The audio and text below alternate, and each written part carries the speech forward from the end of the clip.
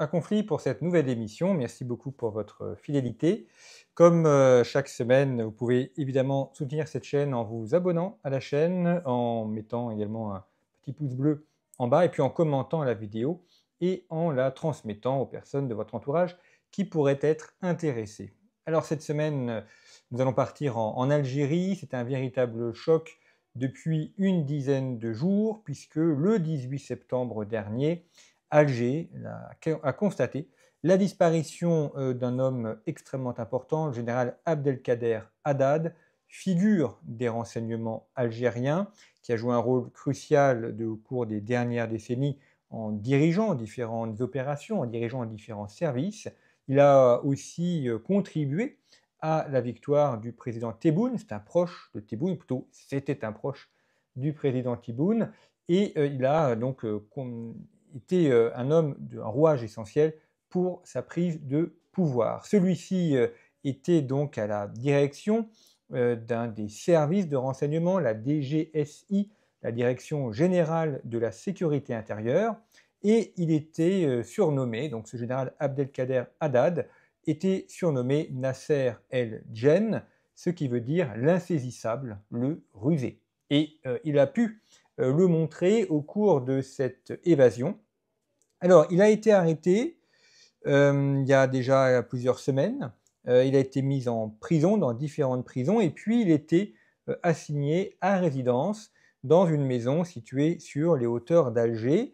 On ne sait pas pour quelle raison il a été arrêté, visiblement lui non plus d'ailleurs ne savait pas trop. On ne sait pas non plus quel sort lui était réservé. Toujours est-il que le 18 septembre, il a disparu. Alors pour disparaître d'une résidence surveillée, ça veut dire qu'il a bénéficié de complicité en interne, et c'est pour ça que cette évasion est un véritable choc pour le régime algérien. Alger a été complètement bloqué. Alors rien ne filtre de la part de l'Algérie, je vais y revenir sur la situation intérieure de l'Algérie, mais on a eu malgré tout des témoignages qui ont noté que le 18 et le 19 septembre, Alger a été complètement bloqué. Il y a eu un dépêchement de police et d'armée dans toute la capitale pour fouiller. Donc la population se doutait bien qu'il se passait quelque chose de grave. Et finalement, on a appris, grâce à des médias espagnols, que ce général a quitté l'Algérie. Il est parti sur un canot pneumatique, comme un vulgaire migrant, et on l'a retrouvé au large d'Alicante. Alors pourquoi est-ce qu'il était à Alicante? Parce que d'abord, c'est pas très très loin de l'Algérie. Il a pu bénéficier des routes migratoires et puis il a déjà été dans le passé réfugié en Espagne. Il a également des maisons en Espagne. Et donc là, il s'est mis au service de la police et de la justice espagnole. Alors, je serai le gouvernement français, je ferai tout pour pouvoir le récupérer et le faire revenir en France, parce que ce général a évidemment des éléments extrêmement importants à fournir. Il faut bien se rendre compte qu'aujourd'hui, l'Algérie, c'est un petit peu une Corée du Nord en Méditerranée. C'est un régime qui tient essentiellement par l'armée, par ses services de renseignement, avec une chape de plomb qui tombe sur la population, une population qui a une marge de liberté, des marges de manœuvre extrêmement réduites.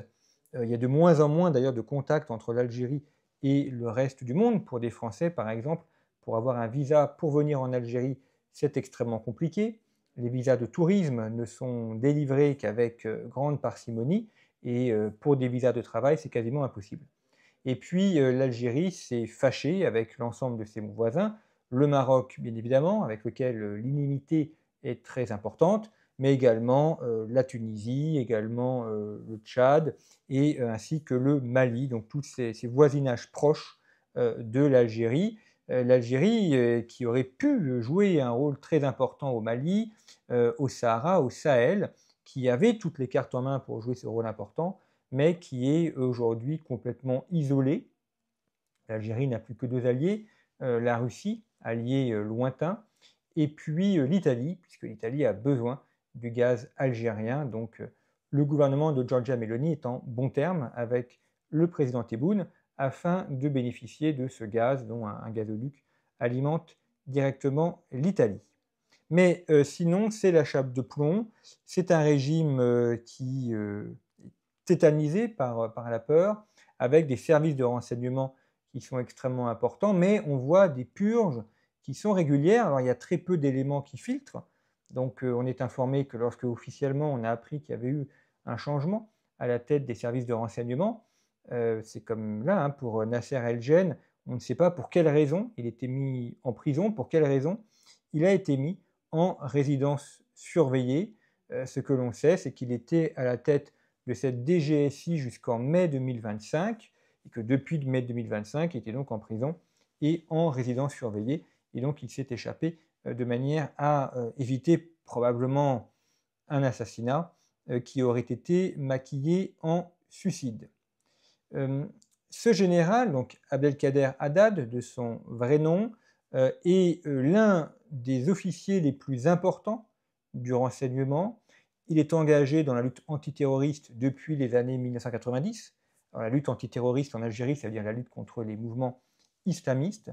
Et puis, il a dirigé le CPO, le Centre principal des opérations, qui est vraiment l'un des services extrêmement sensibles en Algérie, qui est chargé donc de la surveillance et également des opérations à l'intérieur du territoire. Donc on voit une situation qui est particulièrement fragilisée en Algérie. On a également un système algérien qui est de plus en plus fragilisé. Il y a énormément de purges des hauts officiers. Pensons d'ailleurs à l'ancien général qui dirigeait l'armée, Ahmed Gaïd Salah, qui est décédé à la fin 2019. Et puis, on a également des attaques qui sont menées dans l'est du pays contre la présence de terroristes sans que l'on en sache beaucoup plus. Il n'est pas impossible de voir les répercussions. D'abord, que va faire ce général maintenant qu'il est en Espagne? Est-ce qu'il va transmettre des informations sensibles? On a là quelqu'un qui était au cœur du système, qui a énormément d'informations, à la fois sur ce qui se passe, mais également sur les ramifications des uns et des autres. C'est pour ça que si jamais il venait à collaborer et coopérer avec les autorités françaises, il pourrait fournir des renseignements extrêmement utiles et pourquoi pas faire pression ensuite sur le président Tebboune. On imagine aussi l'onde de choc de la part de ceux qui l'ont laissé fuir ou qui n'ont rien vu. En tout cas, il y a des complicités internes, donc probablement des purges à venir, probablement des changements aussi à venir. Et puis, comme dans tout système autoritaire, tenu par des services de renseignement, ce genre d'événement contribue à renforcer la paranoïa. Et plus vous avez un système comme ça qui est paranoïaque, plus il est répressif, plus il y a des gens qui s'en vont, et donc plus ça renforce la paranoïa. Donc cela rend évidemment les choses extrêmement compliquées, et il va falloir suivre cela de près, et c'est ce que nous ferons à Conflit dans les prochaines semaines. Merci pour votre fidélité. Alors n'hésitez pas à vous abonner à Conflit en vous rendant sur notre site internet revueconflit.com et puis en kiosque. Vous pouvez retrouver notre dernier numéro dont le dossier est consacré aux droites dans le monde et je mets en descriptif de cette vidéo un lien pour la boutique en ligne puisque vous savez que Conflit ne vit que par ses lecteurs. Donc abonnez-vous, achetez Conflit en kiosque et ainsi nous pourrons continuer à produire ces vidéos en libre accès. À très bientôt.